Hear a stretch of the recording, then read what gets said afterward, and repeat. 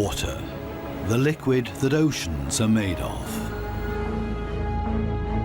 And it fills endless depths. Only few will venture out into the endless open ocean of this vast underwater world. Most of the ocean inhabitants live in the city, as it were, like human societies. Very close together, with friendly neighbors and nasty co-tenants. While dangerous robbers lurk around at the edge of town.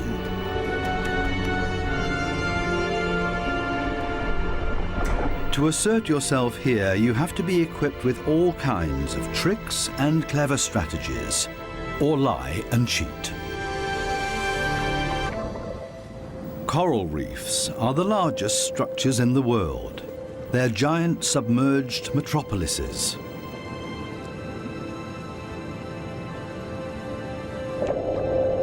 Millions of different inhabitants live in these cities.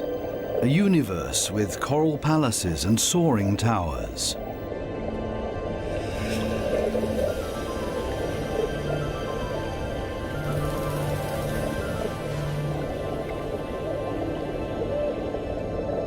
Every neighborhood has a chief. The entire street belongs to this guy. No trespassing, okay? A typical large city with all the noise and ruckus.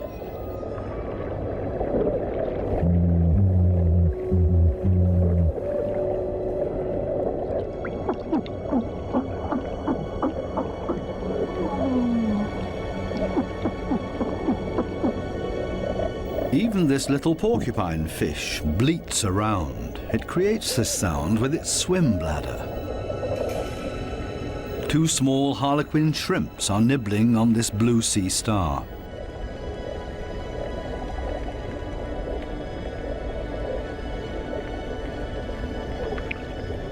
If someone else shows up, he will catch hell.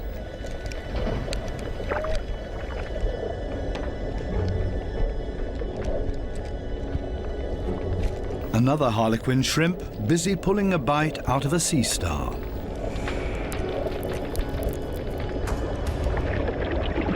Moray eels in disagreement.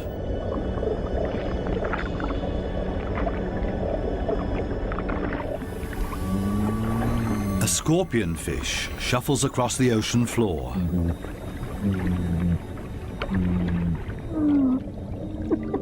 Everything and everybody makes a lot of noise. A boxer crab threatens everybody that comes by, holding two poisonous anemones in its claws. At least the anemone reef looks peaceful. Or does it? The clownfishes are having a huge squabble. Who does this anemone belong to? We can hardly see this fish, but he's easy to hear, a crocodile fish. Does this giant puffer fish hear something?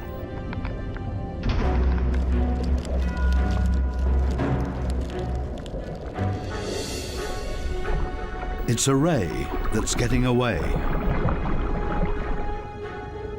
A dispute amongst the members of the cichlid family.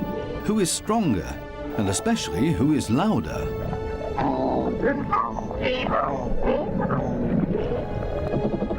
Two Walkman fish are noisily trying to woo a female.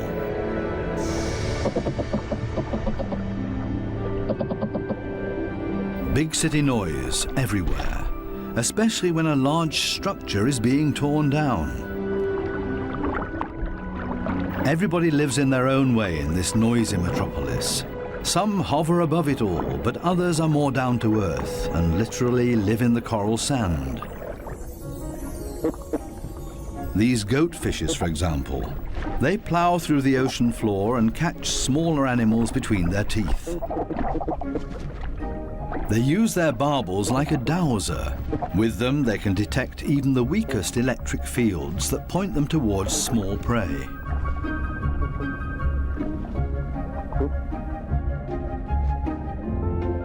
These gobies also dredge through the sand and feed on what they find in there.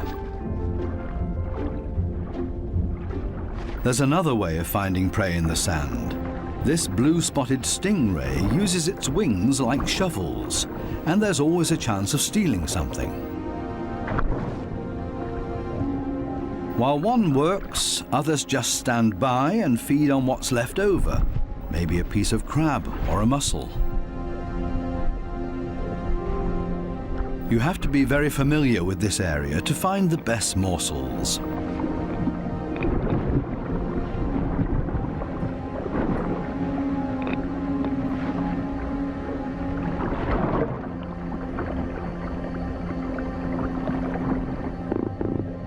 This triggerfish uses a strong stream of water. The fish blows away the sand to unearth whatever is hidden inside it. Others are quick to steal whatever they can.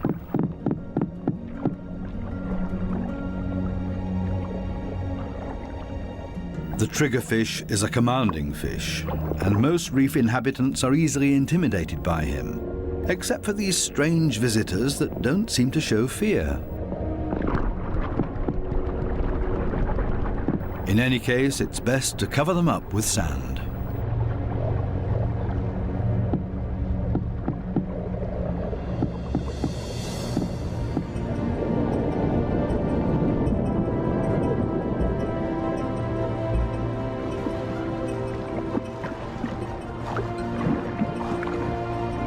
It's not easy for a small fish in a big city.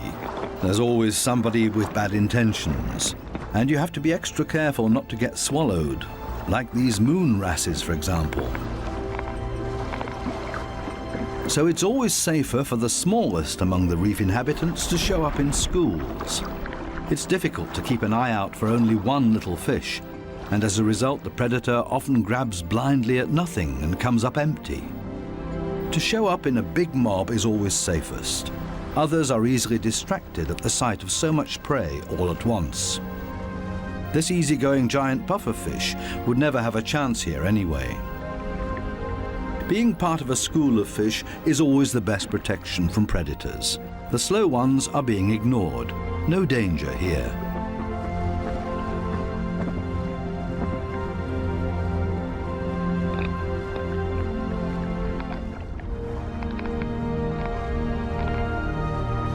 The school distributes the danger.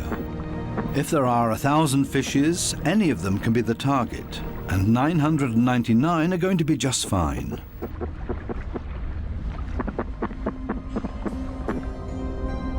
But what about loners, or those that live as a couple?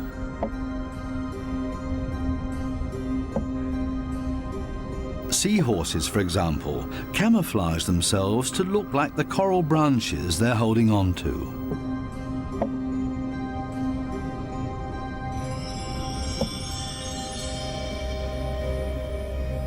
Even more difficult to see. Where is the animal here?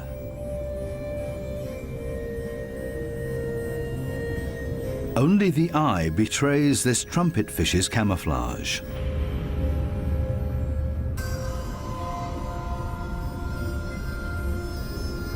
They do everything to not look like themselves. Ornate ghost pipefishes. They're inseparable, a couple. The female is already carrying eggs in her extended belly. Before long, the male will fertilize her eggs. They are still regular fishes, despite their unique costume. This one looks like torn-off seagrass. The spiny waspfish rocks back and forth in the current.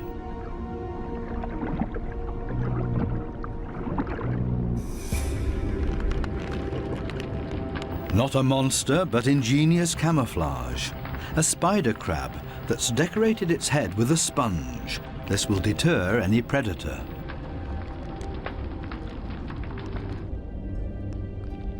Another great camouflage, a barrel decorated with rocks. Only the movement of the gills betrays this stonefish.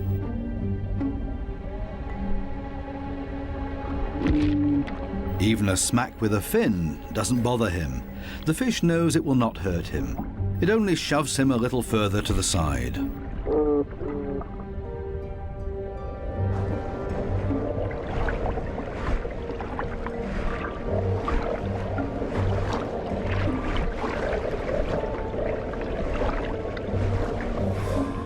Similarly tough are its cousins, the scorpion fishes. They lie there as if dead, especially when others around them freak out. And even when moray eels fight with lionfishes for food.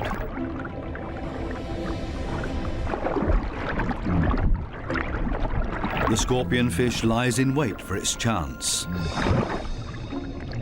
and then immediately becomes completely motionless again.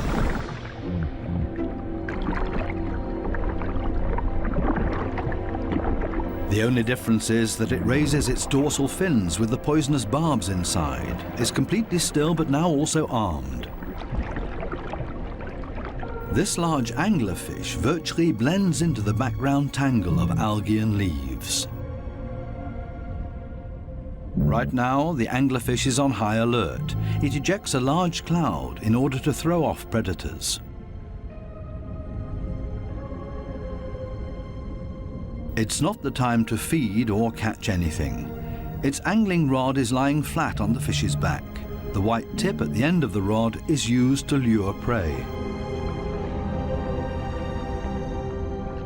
The anglerfish feels threatened by something. Finally, it gives up its camouflage and moves further over, using its fins to float. As soon as the fish retracts the fins, it sinks to the ocean floor. Anglerfishes come in all kinds of shapes and sizes. Their trick is ingenious, using the angling rod as a lure. And every curious little fish becomes dinner. Many animals, including ocean inhabitants, communicate with a mixture of sounds and behavior. Everybody has to look out for their own survival in this metropolis of ocean inhabitants. But it seems maybe not quite everybody does it by themselves. The partner goby has come to an agreement with two pistol shrimps. The goby keeps an eye on things while the shrimps keep maintaining their hole. Larger rocks at the entrance are ideal for securing it.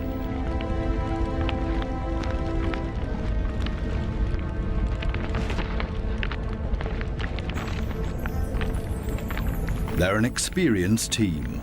The shrimps keep in constant contact with the goby and even massage the fish's belly.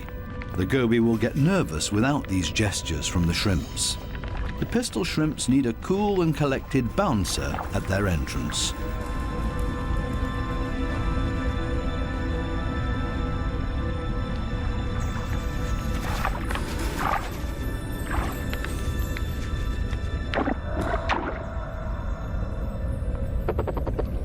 Teamwork. This is where the anemones settle with their poisonous tentacles. Whoever gets caught by those will pay for it dearly or lose their life.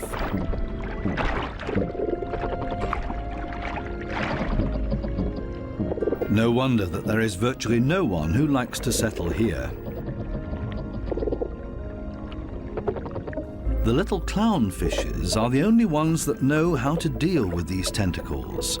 They cover themselves with the slime of the anemone's tentacles and are protected from the poison. The clowns are safe in here, and in return will protect their anemone as well as they can. This seems like a sensible deal. But on occasion, the anemone will pull the tentacles inside its column-shaped body, which means the clownfish's home is gone. When this happens, they panic and look for another anemone that they can hide in for the time being. Unfortunately, this one is already occupied, and the next one as well, and this means having to fight its current owner. There's much to lose for the clowns. Without the anemone, they can't procreate. The clownfishes attach their eggs to the bottom of the column-shaped foot of their anemone, hidden behind the poisonous tentacles.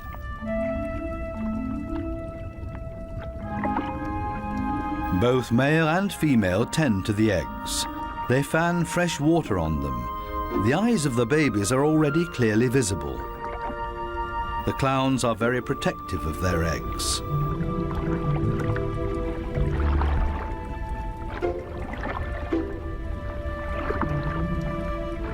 It takes the two of them to protect their offspring, and only in conjunction with the anemone. Everybody in the reef has to take special care of their young. If they don't, it means their species will simply die out. So it's not surprising that everybody gives it their best effort.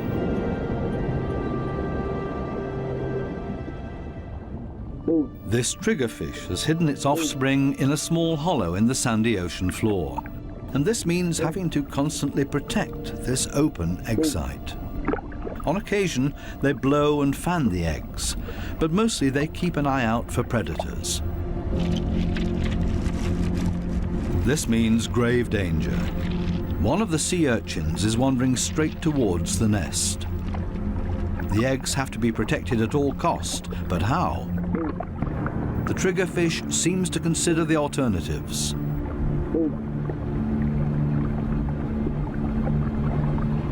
But then it blows and then rams the sea urchin. Again and again until it breaks, the sea urchin's guts spill out into the open. A few more hits for good measure. The danger has been averted. Everything else is easy.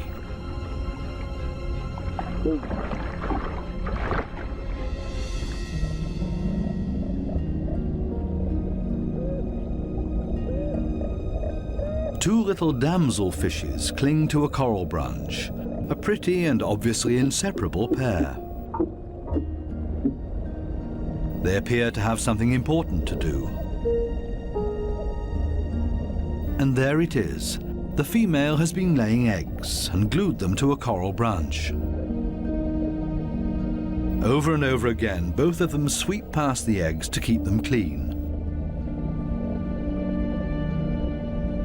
Two very busy parents in the middle of town. Not far from them, the same kind of damselfish, but this one is feeding on the eggs, not tending to them. This damselfish's priorities have changed. Its partner is gone, and it's impossible to bring the eggs through by itself. So it feeds on its own eggs to at least recycle the nutrients.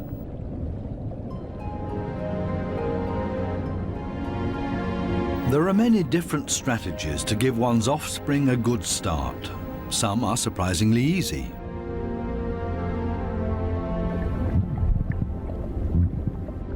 The mass mating of the black sea breams. The males are so generous with their sperm that often a cloud of it will engulf the entire wedding party.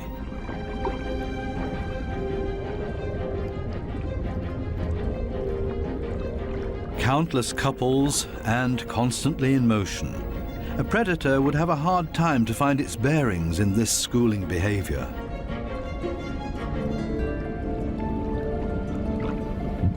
The fish's instincts cause them to mass mate in order to ensure the survival of their species.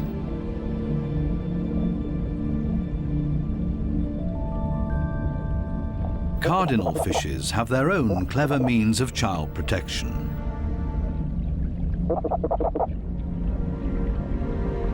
It's not time yet. The couple are still flirting and courting with each other, going around and around.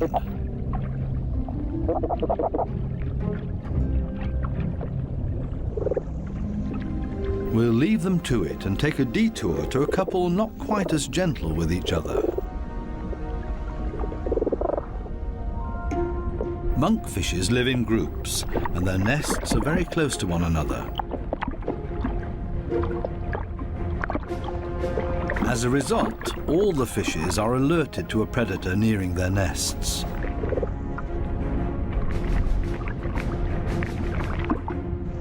Hermit crabs love to feast on the eggs of the monkfishes, so the protective parents are all getting nervous.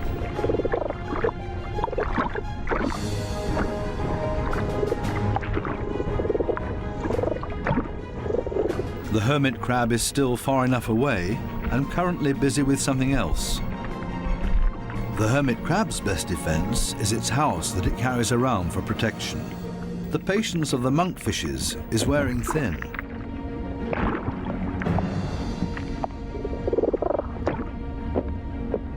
Now everyone attacks in order to bowl the crab away from their nests.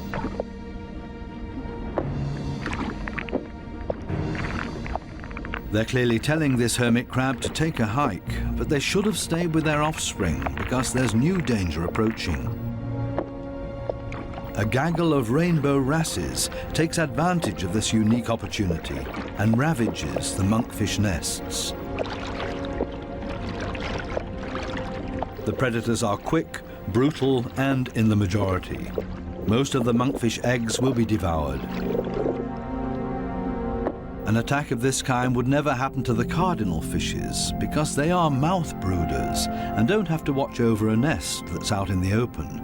The males carry the eggs in their mouths, up to 20,000 of them.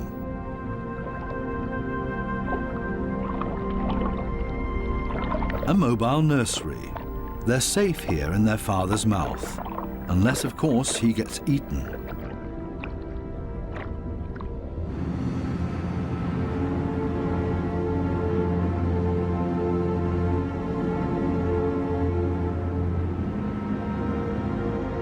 During the night, when it's dark, the danger is greatest. These underwater cities have a very active nightlife with special attractions.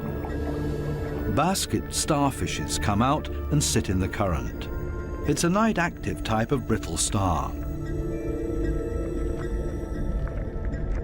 With their arms full of tiny little hooks, they filter plankton out of the water to feed.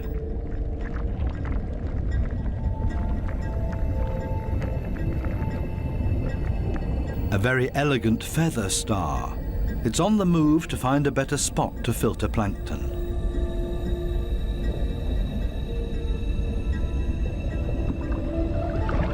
This Spanish dancer is even more graceful and elegant than the brittle stars. It's a type of nudibranch.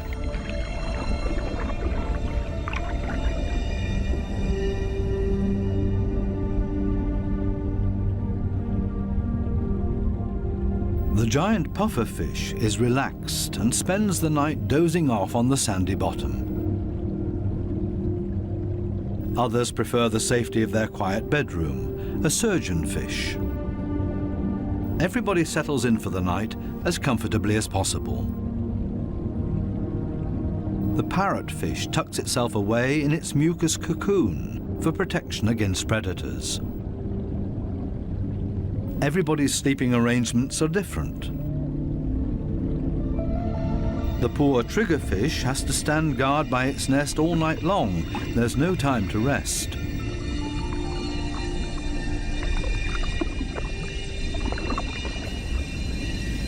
Some of the predators are quite soft-footed. A cone snail has spotted a small fish.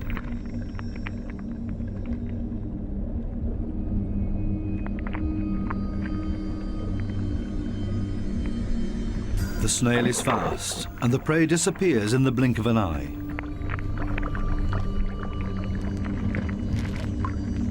The night is still young, and still full of danger and terror.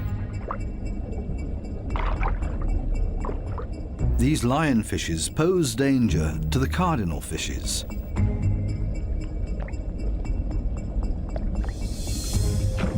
Lionfishes suck in their prey.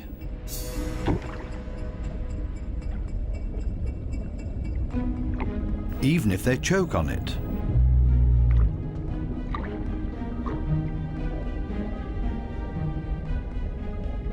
They're hanging around waiting for their chance.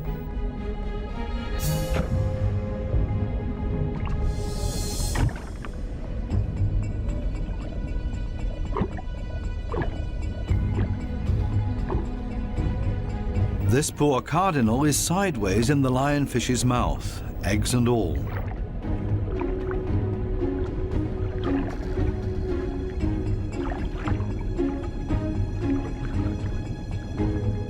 Lionfishes aren't the most elegant predators, with all their attachments and frayed fins. But this is all part of their camouflage. They're harder to see and blend into the background. Outside the reef, the lionfishes hunt as a school. They drive their prey towards one another with their fanned-out fins.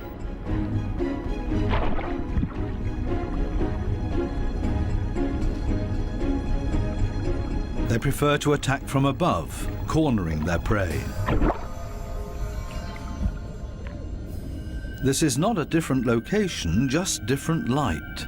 These special blue lights totally change the appearance of the reef.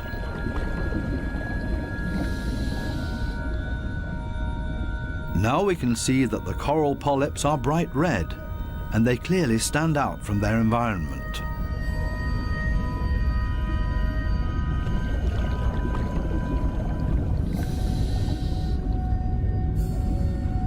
A new and fascinating perspective on the communication of many ocean inhabitants. And suddenly an eruption of sorts.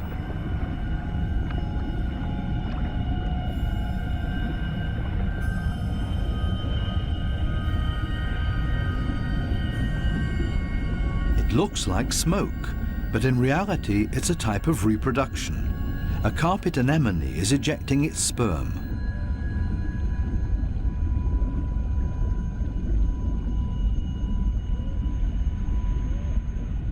In the blue light, it looks like a dramatic eruption.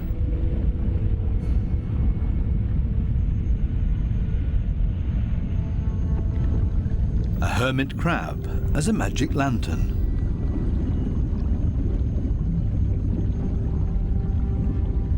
The blue light brings out these colors.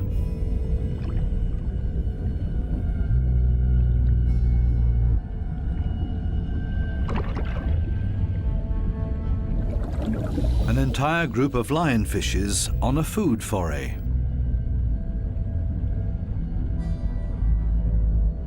The animals don't seem to know any fear. It seems that they're well aware of the poison they carry in their back spines. They even use the light of our dive torches to their advantage. There's no nightly rest to be had here.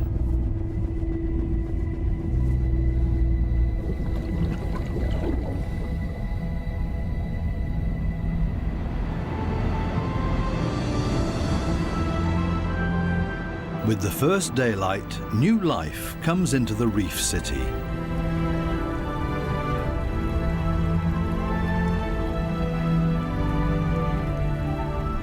They all seem to start going again, ponderously with armored fins.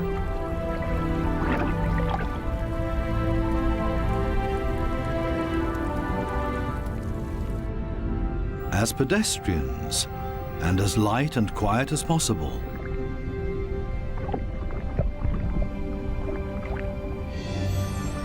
Mother and daughter, elegant and synchronous. Some have to hustle along on 10 legs. This spider crab runs straight into a brittle star gathering. A giant smash-up in the early morning. Wildly flopping around, everybody tries to get away.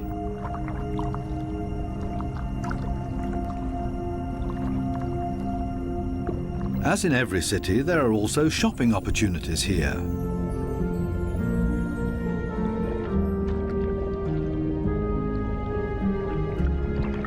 This moray eel knows her shops well. She rushes to her favorite store every morning. The same with this blue-spotted ray. But they haven't opened yet. It leans on one fin as if to say, it's waiting.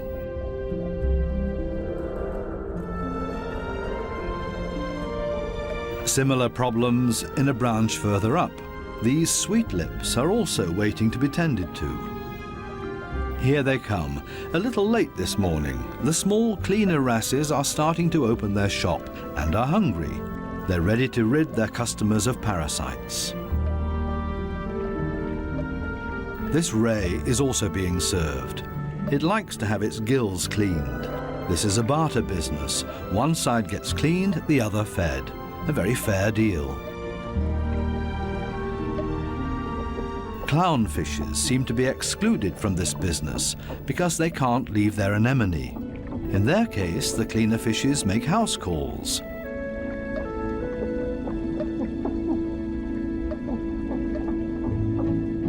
This snake eel is also otherwise engaged, and the cleaner shrimps are also making house calls for him. Finally, it's the moray's turn. It has a lot of nutritious freeloaders on its skin and in its gills.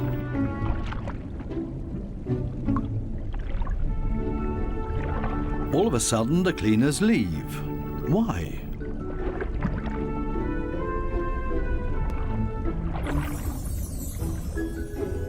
This Titan triggerfish is no better off. The treatment has stopped before he was finished. The cleaner fishes have new customers, clients that have never come to see them before, and they're now being preferred over old customers. The point is that these new clients will like the service here so much that they will come back again. The regular customers have to be patient and wait until the new clients are finished. Cleaner fishes operate solely according to economic rules. This guy has also come for the first time and quite enjoys their service.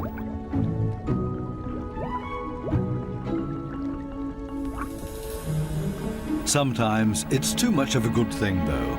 This small black-spotted puffer just wants to look around and is not asking for a cleaning at this time. It swims away quickly and clearly annoyed. It's time to go back to the regular customers before they get impatient and leave for good.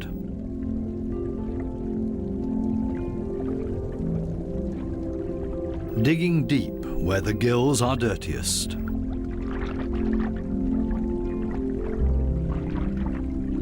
One last time through the mouth, and it's as good as new, and the teeth squeaky clean. Now this male moray can start looking for a suitable female. She is clearly not interested in male visitors. This next dugout also does not look encouraging.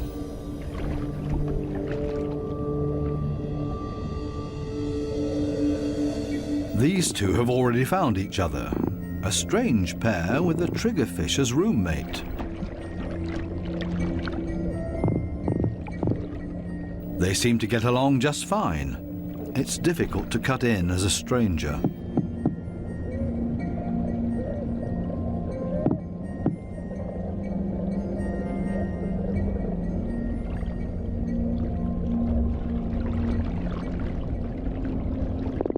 It would also be well advised to stay away from this giant triggerfish.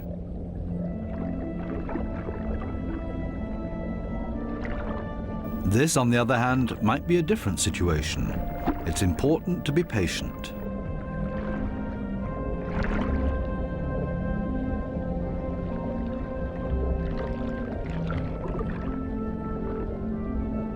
This female moray does not seem to be too reluctant. She's showing her teeth, which is not a sign of aggression, quite the opposite. She finally agrees to a date.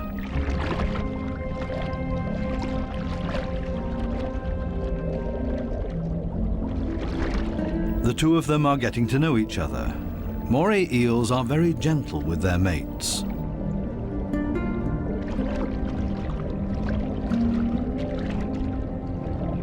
And they're good for another surprise, as partners of a phenomenal hunting party.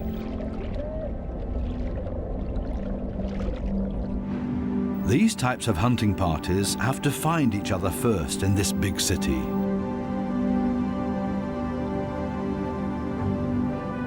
The right place for the moray and her partner. The morays cooperate with the groupers. It's not so far-fetched. The grouper hunts in the open and the moray inside the reef. The moray is able to get in between cracks and crevices that the grouper can't get to. Together, they're a strong team.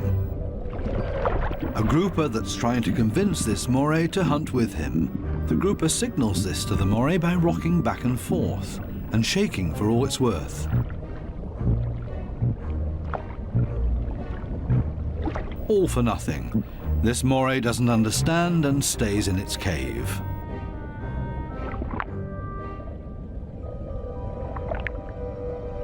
Next try.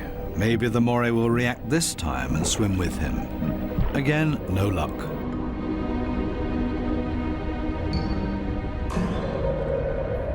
Finally, this moray seems to understand the grouper and is hungry. The grouper tilts its head and the moray accepts his invitation. Together they swim through the reef.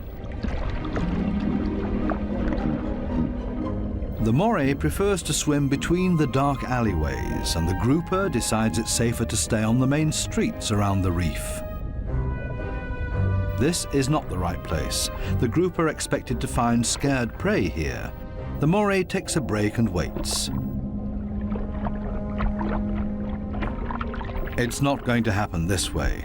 Again, another invitation to go. They continue through the reef to another coral head. Also nothing for them here either.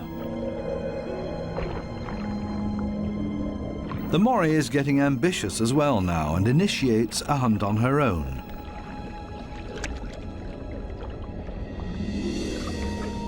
She might be better at finding hunting spots. They're successful in this next coral head, and then everything happens very quickly. The fishes are panicked, and both hunters are able to profit from that.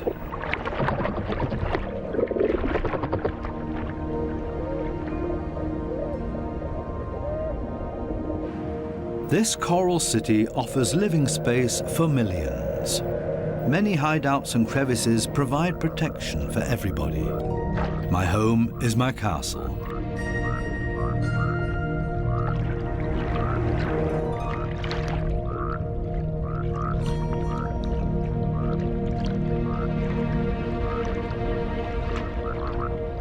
While some escape between sharp corals, others curl up in a ball.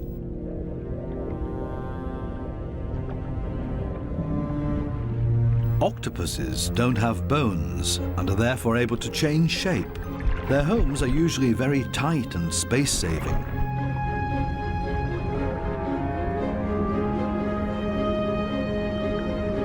They like to live a bit further apart from their neighbors because they're not necessarily always friends with one another.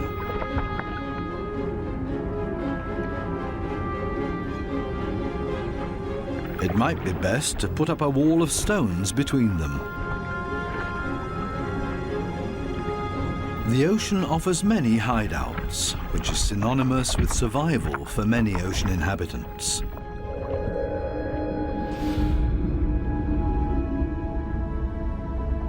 There can also be hideouts that nature never intended to be there, such as this giant wreck, 240 feet deep.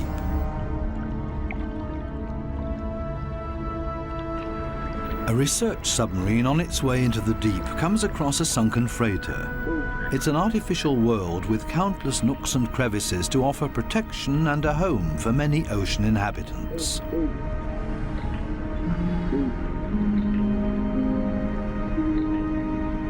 The wreck has long been overgrown with all kinds of sea life.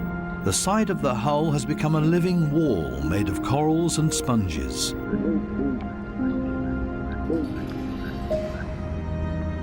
Sunfishes, with their odd form of movement, patrol this area. They're looking for jellyfish.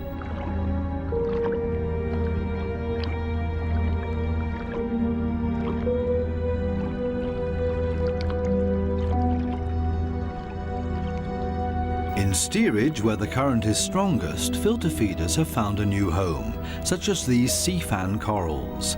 They feed on the tiny plankton particles. A unit that has grown together made of technical, man-made and organic structures.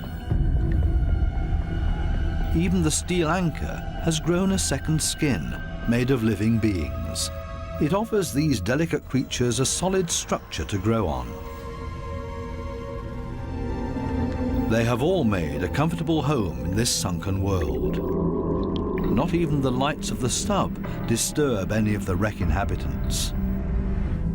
New life has been created out of the tragedy of this sunken ship, the ingenious, life-renewing cycle of nature.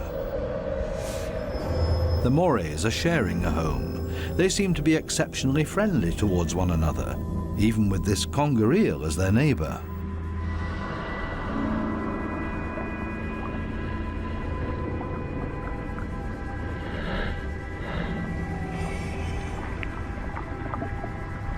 Even the octopus remains unharmed by the Morays.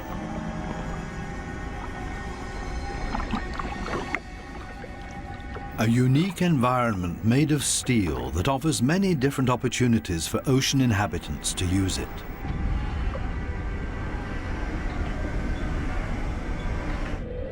Even this fishing net offers a conger eel a place to hide. The original destination of the sub is located a bit deeper, a picturesque underwater city full of ancient amphora architecture. An antique merchant vessel sank here. Only the clay containers, once filled with Greek wine, are still visible. Now they offer homes and protection to many ocean inhabitants. Similar to the reef, hiding places are essential for staying alive down here. The amphorae have a very special shape. They taper towards the bottom, so they could be stored sitting upright in a layer of sand in the hull of the ship. The amphorae and their precious contents were safe during transport. Spiny lobsters welcome these types of caves. Conger eels also feel safe in this mess of amphorae and shards of clay, as if it was made for them and their slender, long bodies.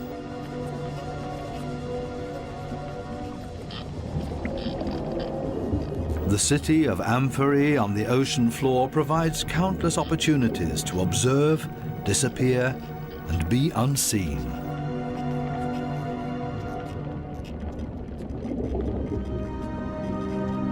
Maybe that's why this city seems to be very calm and orderly, even when the conger eel swims above everybody's abode. Nobody panics because they only have to withdraw slowly into their homes and are safe. The same goes for this forkbeard. The conger eel's only chance to make prey down here is to hide himself and ambush somebody. The sunfishes also don't have much luck feeding here, for the same reasons as the conger eel. On the other side of the globe, the Spencer Gulf in southern Australia. Every year, hundreds of giant cuttlefishes meet up to mate. The rocky seabed offers great holes and caves to hide the eggs.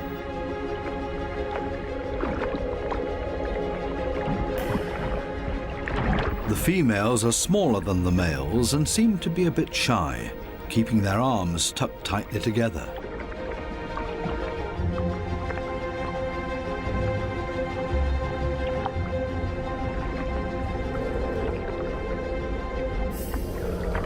The males, on the other hand, present every bit of themselves openly to impress the females, but also other males that are potential rivals.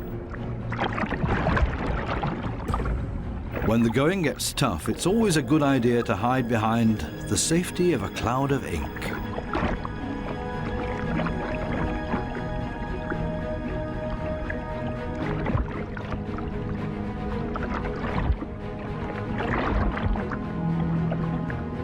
Without much success. Escape in reverse.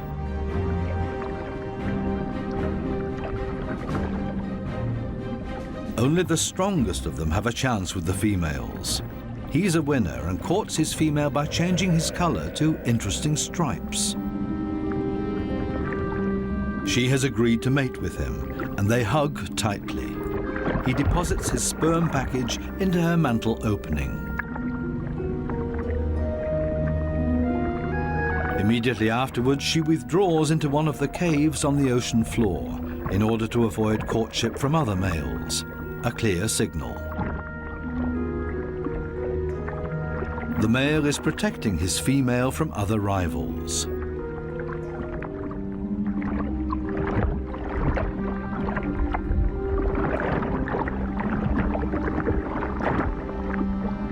But there's always the unexpected. A so-called sneaker male tries to cut in. This male is much smaller and pretends to be another female by acting like one, very demure and shy.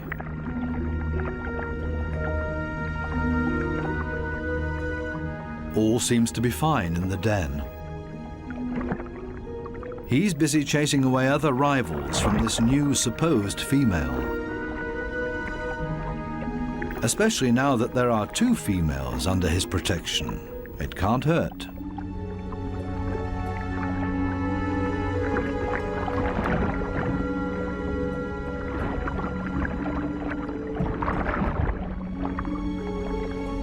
The two supposed females on the bottom below him are getting closer to each other, the sneaker male and the female. They mate in secret, under the protection of the strong male. As soon as the sneaker male is found out, it gets dangerous for him, but he has achieved what he came for and mated with this female. The beatings are nothing compared to the glory of his success. Intelligent strategies and tricks are essential for survival underwater and part of everyday life. A final dive into the magical world of sharks. This spot on a sandbank close to the Bahama Islands has great attraction for these lemon sharks. They come here by the hundreds, and nobody exactly knows why.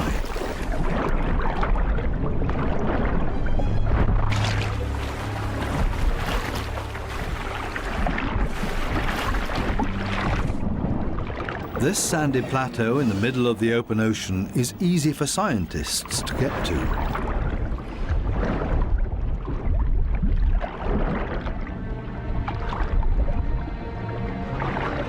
This experiment will show how sharks react to their own reflection. The metal mirror stands upright on the seabed. The animals that swim towards it will see their own reflection coming closer. How will these lemon sharks react? Now the researchers have to have strong nerves. Things stay surprisingly calm. The foreign object is almost ignored, as if it had been there forever. The sharks either swim past it or underneath it.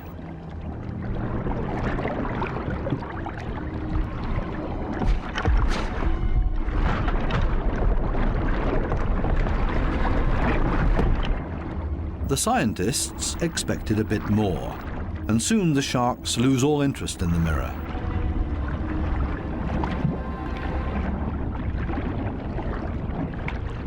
Some sharks even calmly drop to the seabed to rest.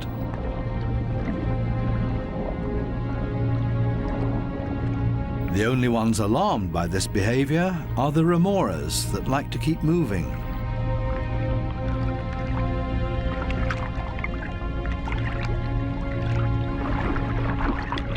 They let go of their shark and see if they can't hitch a ride with a more active individual. Shark hopping. This one isn't a good choice either, so they continue to yet another one.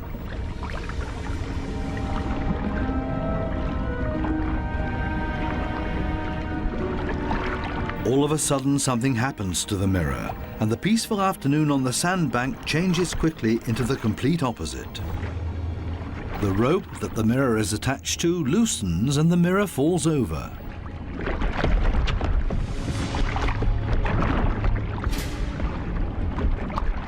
Suddenly, and seemingly out of nowhere, several sharks rush to the mirror and show great interest in it.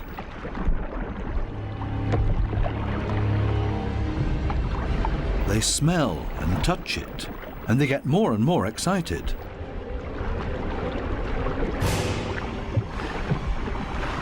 What happened all of a sudden? None of the scientists have any idea how to explain this change in behavior. The animals that were calm and collected only a second ago are now completely out of their minds, and the situation quickly escalates into a mass attack on the mirror.